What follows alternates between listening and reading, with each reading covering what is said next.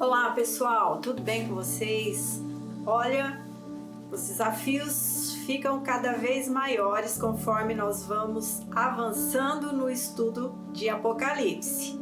Hoje ainda vamos ficar no capítulo 7 porque ele tem uma segunda parte e não dava para fazer ele todo num vídeo só. O vídeo anterior nós falamos a primeira parte dele sobre os 144 mil.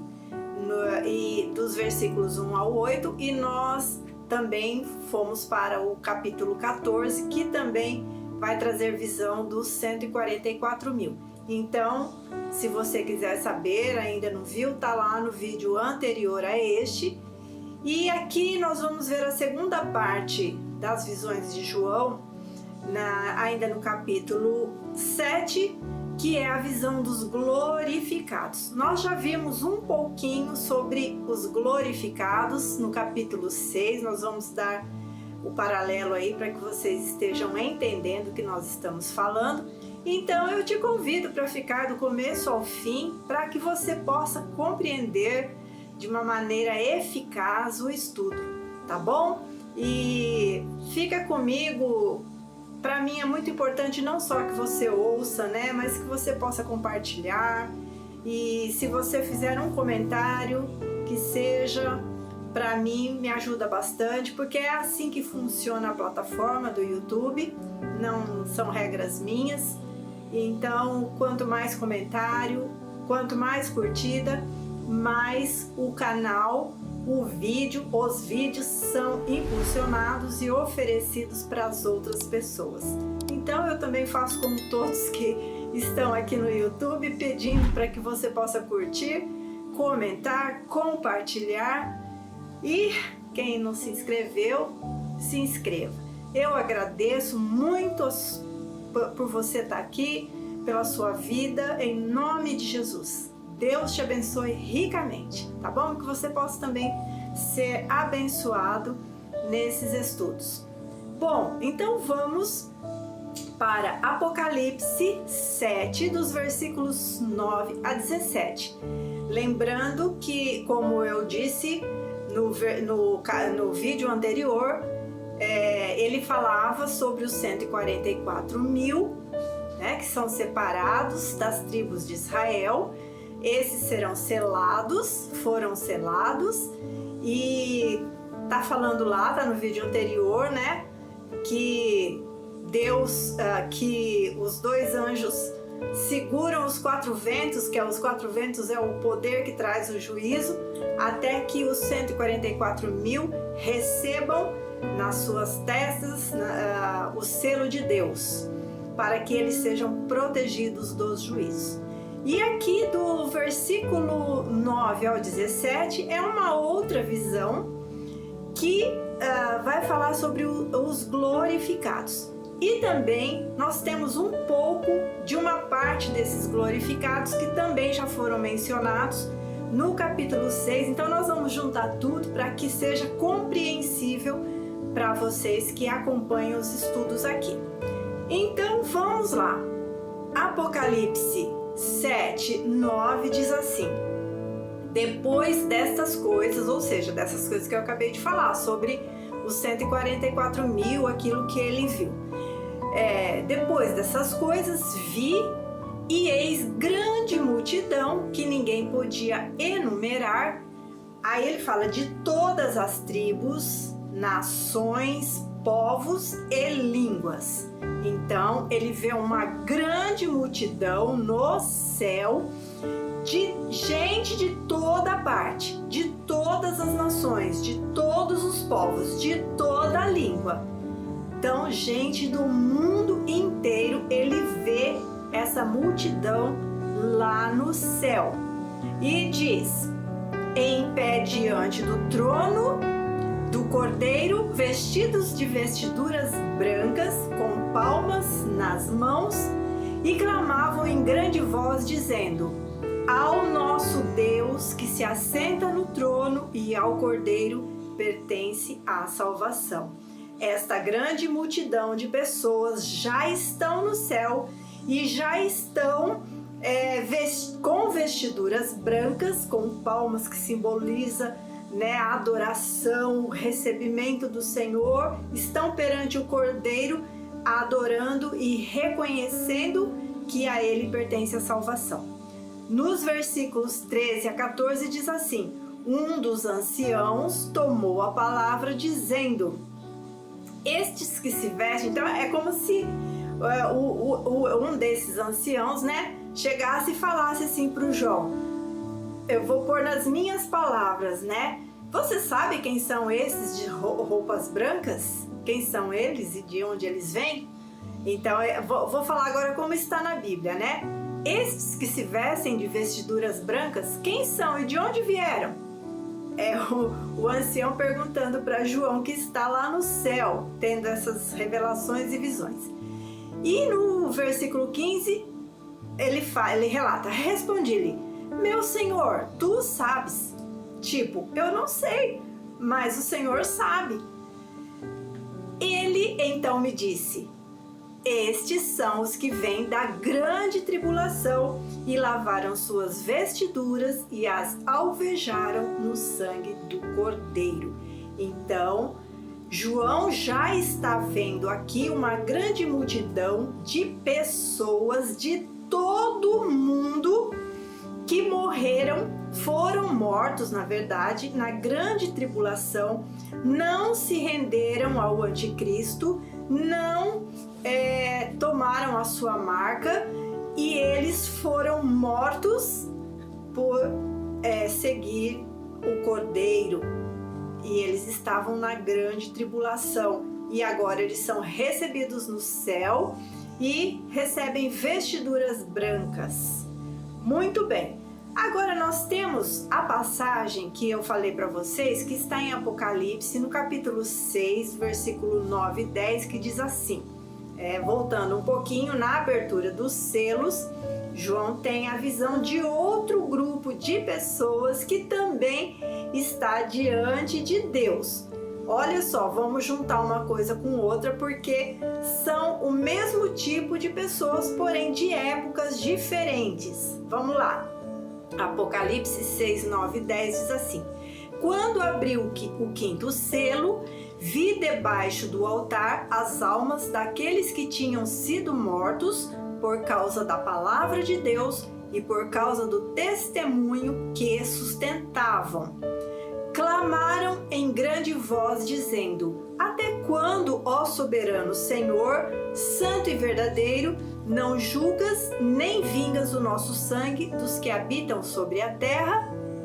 Veja que então tem um outro grupo de pessoas que João já tinha visto quando foi aberto o selo, o quinto selo, e essas pessoas, ele menciona que estavam debaixo do altar, e no vídeo anterior, nos vídeos anteriores, sobre a abertura dos selos, você vai ver lá, eles são pessoas que foram mortas também por causa do testemunho do Senhor, da palavra, são mártires, e eles clamam debaixo do trono. E o que significa por estarem debaixo do trono? É como se eles fossem sacrifícios ao Senhor, porque nós explicamos lá, eu vou explicar aqui novamente, que no Antigo Testamento todos os animais mortos, sacrifício, eles eram colocados embaixo do altar ao Senhor. E aqui essas almas estão lá no céu já, são como, porque diz que eles estão embaixo do trono do Senhor, então é como se eles fossem sacrifícios vivos, as suas próprias vidas ao Senhor, por causa do testemunho que deram das suas vidas. Mas nós temos que entender que eles são grupos que também morreram por amor a Cristo, mas foram antes deste outro grupo que eu comecei lendo aqui, que está no capítulo 7. Vamos continuar, porque aí você vai compreender. Então eles clamam, vamos falar de novo, em grande voz, dizendo: até quando, ó soberano Senhor, santo e verdadeiro, não julgas nem vingas o nosso sangue dos que habitam sobre a terra? Eles estão ali então clamando por justiça, para que Deus promova, já que eles está no tempo do juízo de Deus, da retribuição de Deus para com o mundo, para com as maldades. eles então clamam: até quando o Senhor não vai julgar, né? E aí foi dada uma vestidura branca, da mesma forma que o outro grupo, e lhes disseram que repousasse ainda por pouco tempo. Olha só, então esse grupo aqui que eu estou lendo é o primeiro do capítulo 6. Aí fala: até que também se completasse o número dos seus conservos e seus irmãos, dos que iam ser mortos, como igualmente eles foram. São esses os que vêm da grande tribulação. Lavaram suas vestiduras e as alvejaram no sangue do Cordeiro. O do capítulo 6 são os que morreram antes, nos períodos históricos antes, mas que também foram perseguidos e mortos pelo testemunho da palavra. Então, eles pedem a justiça, né? E é dito para eles: esperem para que seja completado o número daqueles que também vão passar por isso e vão se juntar a vocês, que então é o grupo do capítulo 7 dos que vêm da grande tribulação, que também serão os mártires deste período de grande tribulação. Os 11, 37 e 38, que diz assim: foram apedrejados, provados, cerrados pelo meio, mortos a fio da espada, andaram peregrinos, vestidos de peles de ovelhas, de cabras, necessitados, afligidos, maltratados, homens dos quais o mundo não era digno, errantes pelos desertos, pelos montes, pelas covas, pelos antros da terra. Essa descrição de Hebreus, na verdade, não retrata os que ainda seriam martirizados, que foram os crentes do primeiro século da igreja, né? Porque esses ainda haveriam de ser perseguidos, e quando foi escrito Hebreus, ele está falando então de pessoas que foram também heróis da fé, que também foram perseguidos, que também passaram por mortes. E vocês conhecem o capítulo 11 de Hebreus, é um capítulo maravilhoso, que ele relata todos os justos da terra, que aguardaram a esperança, que foram perseguidos, que foram mortos, como dizem aqui, homens do qual o mundo não era digno, eram homens especiais.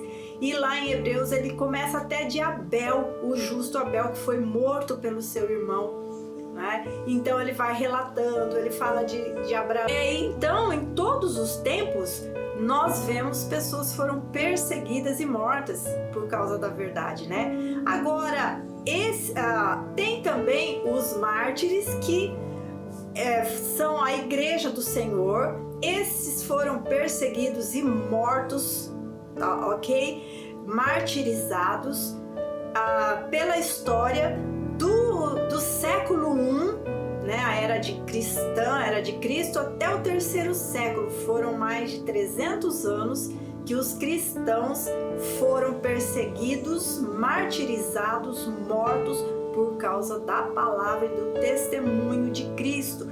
E a história fala que eles foram perseguidos, queimados vivos, comidos por leões nas arenas, mortos a fio da espada. Igreja do Senhor, por Jesus Cristo, pela palavra do testemunho, pela palavra do Senhor, eles sofreram. Então são essas pessoas que estão lá no capítulo 6 de Apocalipse, clamando a Deus debaixo do trono, dizendo: até quando o Senhor não nos fará justiça sobre nós?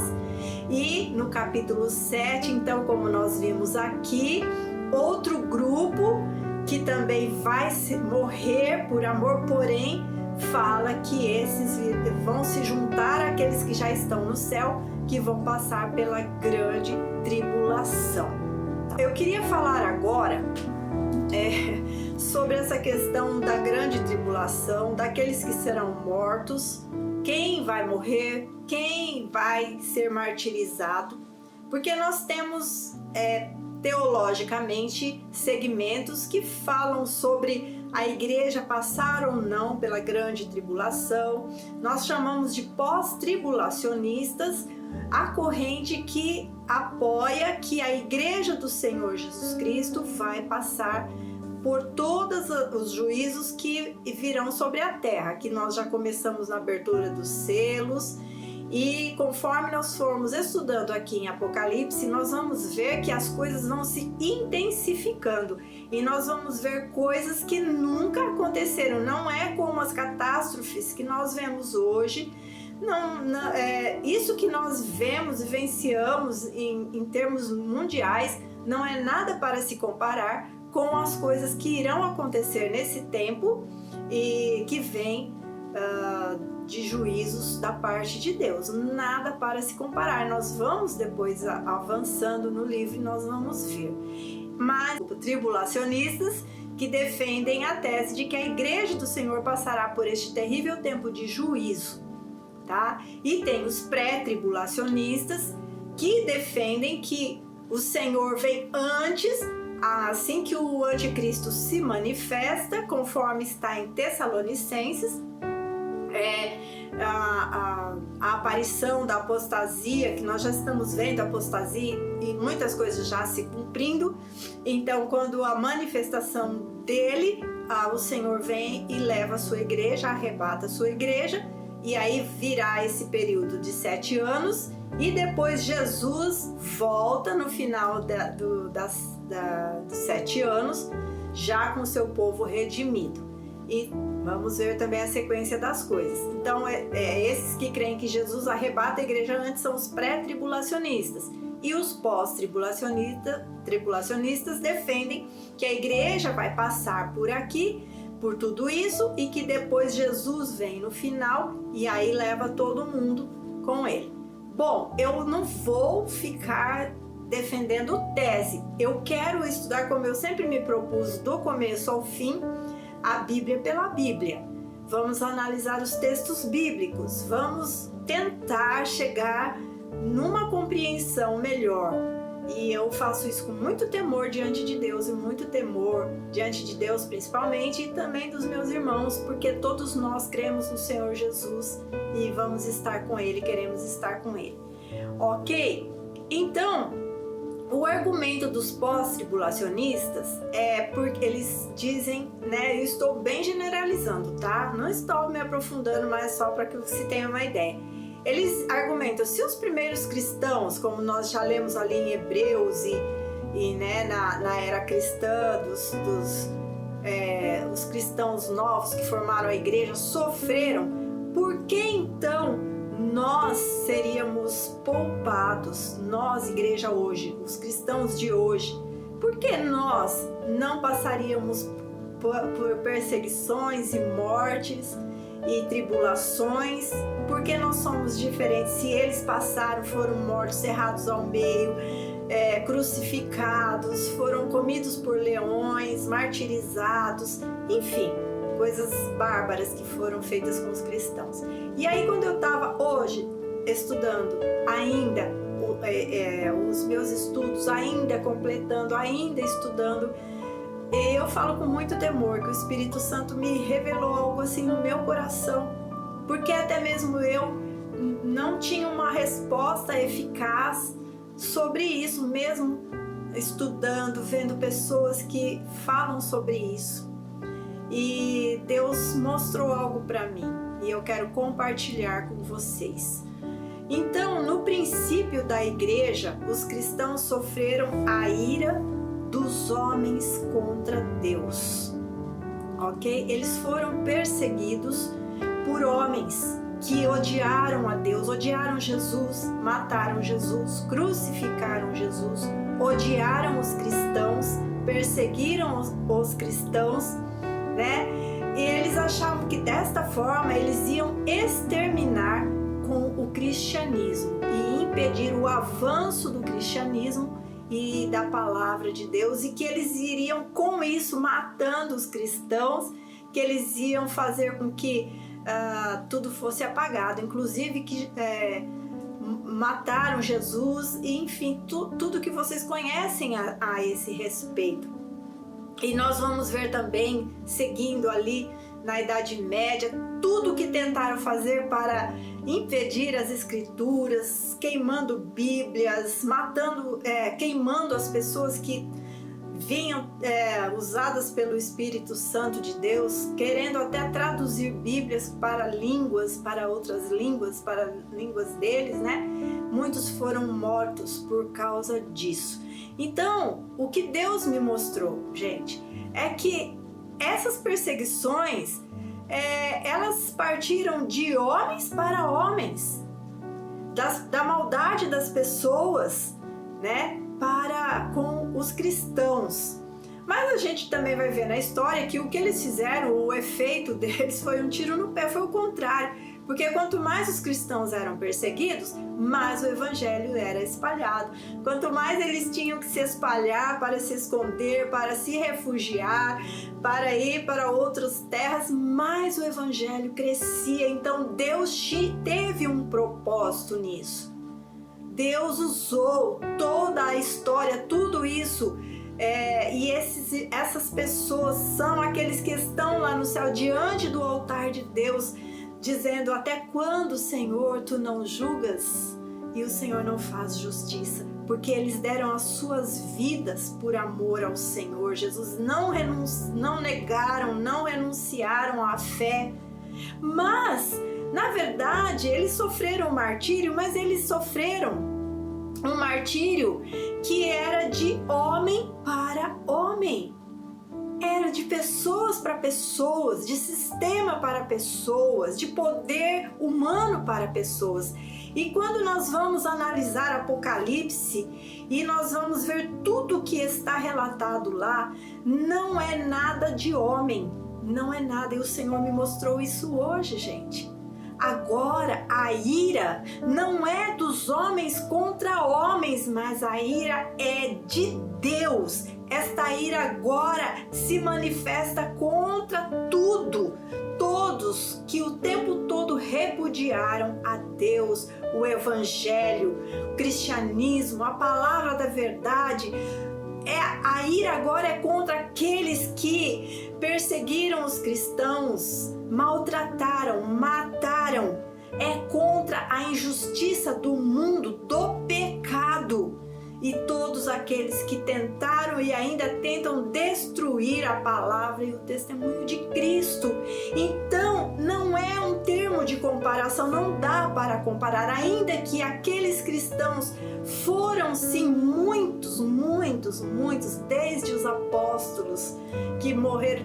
A tradição diz que Tiago foi cerrado ao meio, né? Pedro também foi crucificado e ele quis honrar Jesus, ele não quis ser crucificado como Jesus, ele pediu para ser crucificado de cabeça para baixo.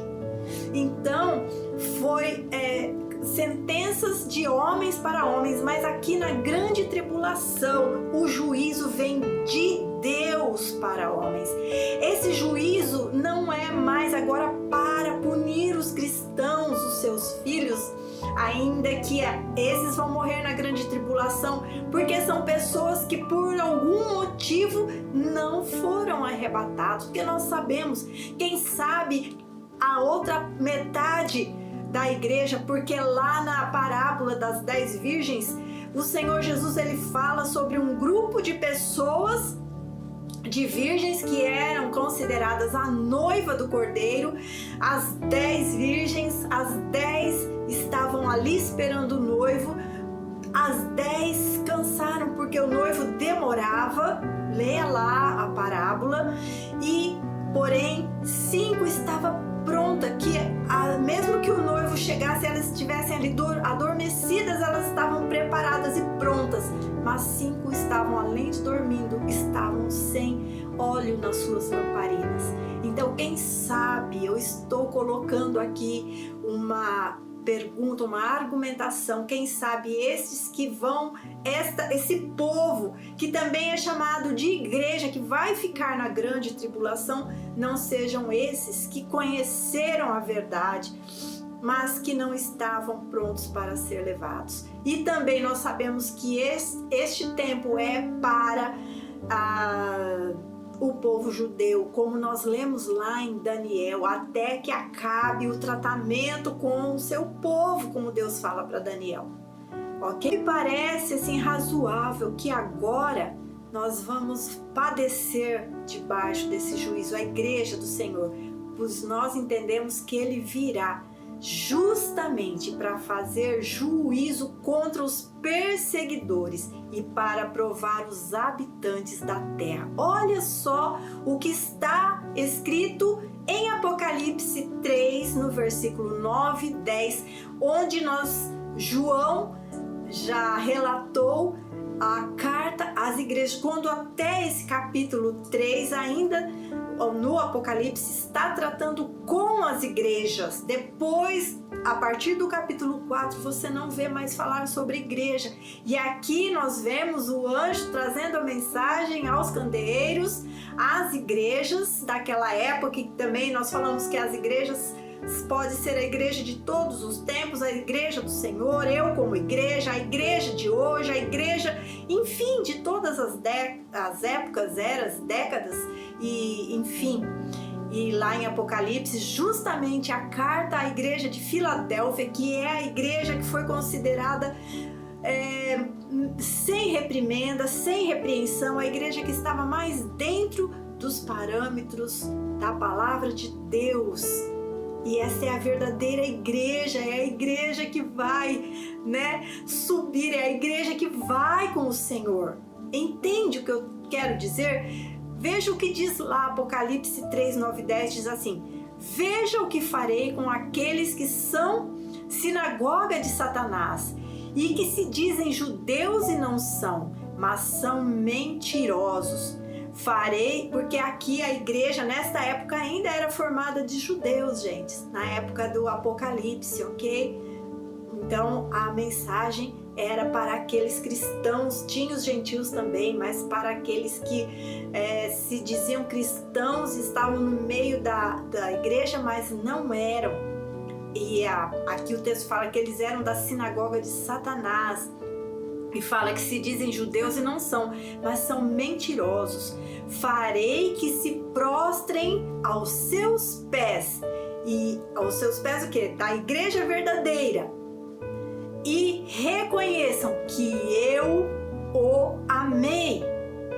E versículo 10. Visto que você, igreja de Laodiceia, igreja do Senhor, igreja perfeita, guardou a minha palavra de exortação à perseverança, eu também o guardarei da hora da provação que está para vir sobre todo o mundo, para pôr à prova os habitantes da terra. A provação está vindo. E ele promete, o anjo falando, mostrando a carta à igreja, falando: aqueles que se dizem judeus, se dizem os verdadeiros, eles vão reconhecer que eu tenho guardado você, igreja verdadeira do Senhor, e eu vou guardar vocês desta provação que irá vir para a terra. Agora, meus queridos, eu vou terminar este vídeo e eu quero que fique enfatizado só a palavra de Deus. Os meus argumentos agora é da palavra de Deus, e eu vou ler várias referências para que você fique meditando, e eu vou terminar este vídeo. Para Hebreus 9, 12 a 14 diz assim: nem por sangue de bodes e bezerros, mas por seu próprio sangue entrou uma vez no santuário, havendo efetuado uma eterna redenção. Porque se o sangue de touros e bodes e a cinza de uma novilha esparzida sobre os imundos os santifica, quanto à purificação da carne, quanto mais o sangue de Cristo, que pelo Espírito Eterno se ofereceu a si mesmo, imaculado a Deus, purificará as vossas consciências das obras mortas para servirdes ao Deus vivo? Hebreus 10, 3 a 14. Nesses sacrifícios, porém, cada ano se faz comemoração dos pecados, porque é impossível que sangue de touros e dos bodes tire os pecados. Pelo que, entrando no mundo, diz: sacrifício e oferta não quiseste, mas corpo me preparaste. Toda esta palavra de Hebreus, ela está completa lá, você pode ler, está falando do sacrifício de Jesus para, de uma vez por todas, cancelar o pecado que era contra nós. Hebreus 12, 24. E a Jesus, o mediador de uma nova aliança, e ao sangue da aspersão, que fala melhor do que o de Abel. Mesmo o sacrifício de Abel não foi o suficiente, não foi, mesmo ele tendo sido perfeito e aceitável a Deus. Aqui o texto fala que Jesus, o seu sangue foi o perfeito. E ele fala, Hebreus 13, 11, 12 a 12 diz: porque os corpos dos animais cujo sangue é pelo pecado trazido pelo sumo sacerdote para o santuário são queimados fora do arraial. E por isso também Jesus, para santificar o povo pelo seu próprio sangue, padeceu fora da porta. Hebreus 13, 20. Ora, o Deus de paz, que pelo sangue do concerto eterno tornou a trazer dos mortos a nosso Senhor Jesus Cristo, grande pastor das ovelhas. Vamos vendo tudo que Jesus fez pela igreja dele. Tudo que ele fez, desceu da sua glória, padeceu, se tornou sacrifício, foi imolado como era feito com os animais. Porém, o seu sacrifício foi perfeito, foi de uma vez por todas, foi eficaz, foi aceitável a Deus, perdoou os nossos pecados para sempre, para aqueles que permanecem firmes com o Senhor. Romanos 3, 24 a 26.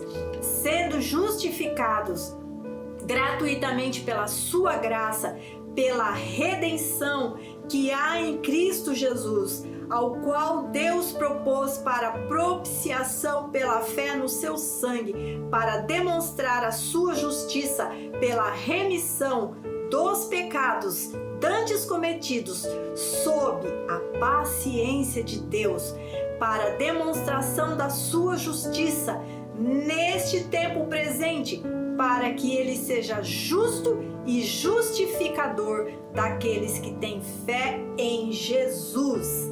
Romanos 5,9. Logo, muito mais agora, sendo justificados pelo seu sangue, seremos por ele salvos da ira. Efésios 1,7. Em quem temos a redenção pelo seu sangue, a remissão das ofensas, segundo as riquezas da sua graça. 1 Coríntios 11, 25. Semelhantemente também, depois de cear, tomou o cálice, dizendo: este cálice é o novo testamento no meu sangue. Fazei isso todas as vezes que o beberdes em memória de mim. Não estamos debaixo da velha lei, estamos dentro de um novo testamento, um novo pacto e uma nova aliança que o Senhor fez entre ele e nós e o Senhor. Mateus 26, 27 e 28. E tomando o cálice, tendo dado graça, deu-lhe dizendo: bebei deles todos, porque este é o meu sangue, o sangue do Novo Testamento, que é derramado por muitos para a remissão dos pecados. Vamos voltar a Hebreus 9, 11 e 15. Mas vindo Cristo, o sumo sacerdote dos bens futuros, por um maior e mais perfeito tabernáculo, não feito por mãos, isto é, não desta criação, nem por sangue de bodes e bezerros, mas pelo seu próprio sangue, entrou uma vez no santuário, havendo efetuado uma eterna redenção, porque se o sangue de touros e bodes e a cinza de uma novilha esparzida sobre os imundos os santifica, quanto mais a purificar. Atos 20 e 28. Olhai por vós e por todo o rebanho sobre que o Espírito Santo vos constituiu bispos para apacentardes a igreja de Deus, que ele resgatou com seu próprio sangue. Apocalipse 5, 9 e 10. E cantavam um cântico dizendo: digno és de tomar o livro e de abrir os seus selos, porque fostes morto e com o teu sangue comprastes para Deus homens de toda a tribo e língua e povo e nação, e para o nosso Deus os fizestes reis e sacerdotes, e eles reinarão sobre a terra. Fica aí para você analisar se esta palavra coloca os crentes e a igreja do Senhor dentro de um juízo sem precedentes, qual nunca houve em toda a terra, onde os elementos se desfarão, o céu vai enegrecer, as estrelas vão cair do céu, as águas vão se tornar em sangue, uma terça parte da população vai morrer e os homens vão gritar: ilhas, montes caiam sobre nós. Isso não está reservado para aqueles o qual Jesus deu a sua vida em favor deles. Não está reservado. A grande tribulação, ela se refere a um período de 7 anos de incomparável perturbação na terra, concluindo então com a volta e a segunda vinda de Cristo, ok? Mas nós cremos que a igreja já vai estar lá no céu e voltaremos com Ele e vamos reinar então quando Ele voltar, durante os 1000 anos que nós vamos chegar lá, se Deus quiser. Mas terão os crentes sim, que vão passar pela tribulação, e eles também, estes sim, vão ser mortos, porque eles terão que ser provados, porque nesse período que se chama hoje, talvez não estejam na presença verdadeiramente do Senhor. Eu teria muita coisa para falar, mas esse vídeo já ficou muito comprido, então eu espero que você tenha ficado até o final. Mais uma vez eu te peço que você curta este vídeo, compartilhe e propague a palavra do Senhor no nome de Jesus. Deus abençoe sua vida.